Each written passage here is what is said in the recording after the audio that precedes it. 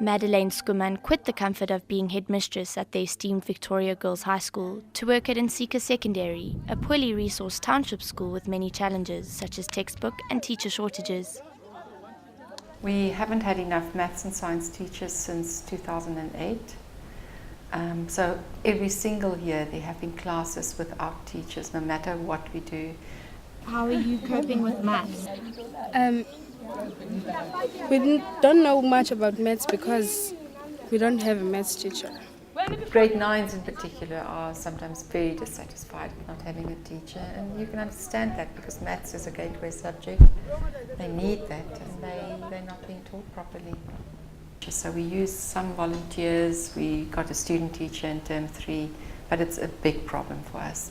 In English we have enough tests but no teacher. We don't have an English teacher. You don't have an English teacher? So what happens in English class?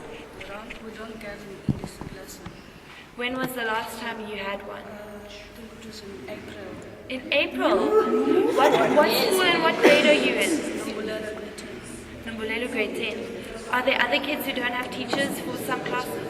Yeah, I think that there are 5 classes in grade 10. We don't have English teachers. So does it feel to you like you're missing out? Do you feel worried? No, yes. And what do you do in English class? Do you just go home? Sit outside?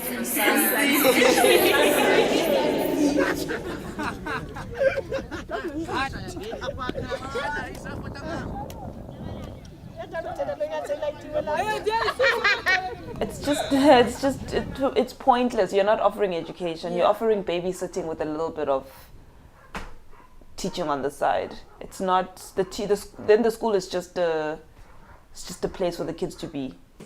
Education activist and historian Nomalanga Nkize offers extra classes to high school learners from schools in and around Grahamstown. Our program is trying to teach core subjects, English and maths.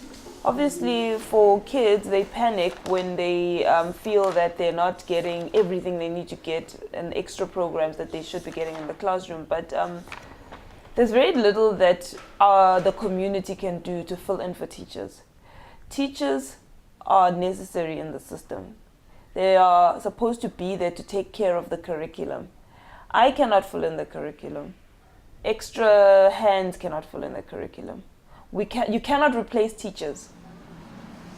To delve deeper into the root of the problem, we went to speak to Sarah Sefton, the Regional Director of the Legal Resources Centre in Grahamstown. In September of the year preceding the school year, the department has to declare a post basket. So they make a declaration that there will be, for example, 64,000 educator posts in the Eastern Cape, and then they share those posts up amongst schools. So each school then receives a post allocation saying this will be your post establishment for 2012. But what happened this last year is that as soon as the 2012 educator post establishment was declared, it was contested by SATU, which is the South African Democratic Teachers Union, and then that contestation didn't go anywhere, it just kind of hung in the courts. So posts weren't actually filled. The 2012 post establishment is severely to our disadvantage. It doesn't take cognizance of the curriculum or the curriculum needs and the compulsory subjects, the number of learners. It only looks at the number of learners you have and then say, based on that, you get 29:1 ratio, therefore you need so many teachers, which assumes that everyone is qualified to teach everything and that your principal, your management team, that everyone will be teaching full loads. So we took the Department of Education to court on behalf of the Centre for Child Law and a whole lot of schools in the Eastern Cape. We asked for an order to compel the department to fill the 2012 educator post establishment, first on a temporary basis and then on a permanent basis. And then we also asked for an order that they pay all of the temporary teachers that they'd appointed, because a number of temporary teachers had been appointed but not paid. And then we also, as part of that, asked for an order that they declare the 2013 post establishment. The court order is pretty much on track. They've paid a few thousand temporary educators. We know that there's still some outstanding posts that haven't been filled, but there's movement. The majority of them have been filled or are being filled. Despite optimism on behalf of the LRC, DA spokesperson for education in the Eastern Cape begs to differ. The High Court judgment has indicated that by the 3rd of September, all posts should have been filled on a temporary basis. Now, unfortunately, that has not happened. It is also indicated by the 17th of August, all teachers who have not received their salaries should have received their salaries. And unfortunately, that has not happened. Now, with your 2013 post-provisioning declaration, there will be 3,932 posts less than what we had in 2012. In 2012, there were 64,752 posts, and in the 2013 there will be 60,820. So that brings you a total of 3,932 less posts than in 2012. What does that mean? It means that 3,932 temporary teachers' contracts will not be renewed, and those are job losses.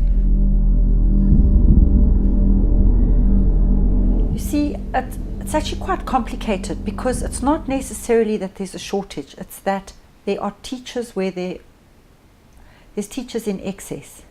They're teachers that are sitting at schools where they're not supposed to be. And due to a movement of learners and a change in subjects, for example,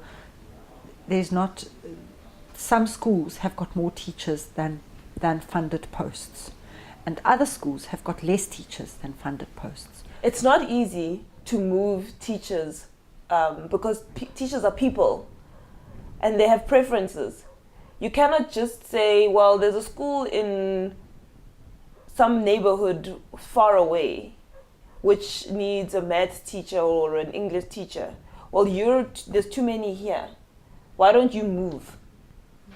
I mean, why would I move when my family and my life is in one space, and maybe I've got a partner or a children or my own social setting that I'm accustomed to?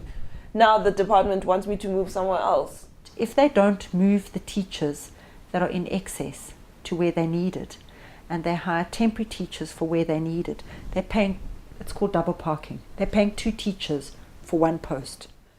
To find out more about the budget, we enlisted the help of Zukizwa Kota, an education researcher at the Public Service Accountability Monitor. We, from the very beginning of the financial year, estimated that there would definitely be, at the rate that the department was going, there would definitely be over expenditure in the personnel line item already, looking at the number of temporary educators within the system, as well as the current staff.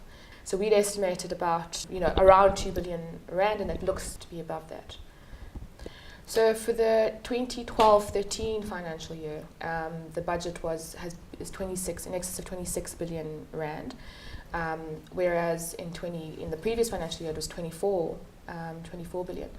Of that, the allocated sum for the financial year for expenditure on personnel is supposed to be more or less 80% of that. So around about 21 billion. We are also aware that the department, has said that the changes or the cuts in numbers of teachers is in response to changes in learner numbers. And here we read that the changes in learner numbers will result in the upgrading of some schools and downgrading of others. The upgrading of a school for 2 consecutive years results in the upgrading of the school's principal salary level. So that's also bound to have changes in terms of the budget. The learner enrollment in the Eastern Cape has shown a steady decrease over the past 3 years. The average decline for the past 5 years is 2.6%. There needs to be perhaps more information relating to how that relates to teacher numbers and what particular posts, what the changes will mean in terms of the teacher decreases.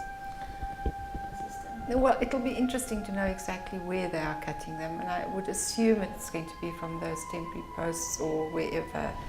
But they haven't managed to implement the 2012 post establishment. Now they're late with the 2013 post establishment. All of the schools should have received their post establishments, but they haven't got them yet. But as soon as my clients get their post establishments, the individual school post establishments, then we'll really be able to have a good look at what does this mean. Best case scenario, if our court case is implemented in full, then we're going to have teachers have been appointed permanently by the 2nd of November. So that means that there's not going to be a huge crisis with temporary educators. It is the role of the state and us as citizens to formulate a coherent plan to determine how teachers are going to be distributed in a system that is struggling, that is uneven, that is unequal. If all you care about is the learners, the learners need teachers in front of them, you're missing the point. It's the teachers that determine the quality of our education system. You've got to realize that actually where I am, I can do this. I cannot actually change at the moment what they're doing at national level, but what I can do here can have consequences that can be vast. And if we don't get to that point, whether you are the district director or the maths teacher or the child in the class, you've got to accept responsibility for what you are doing here.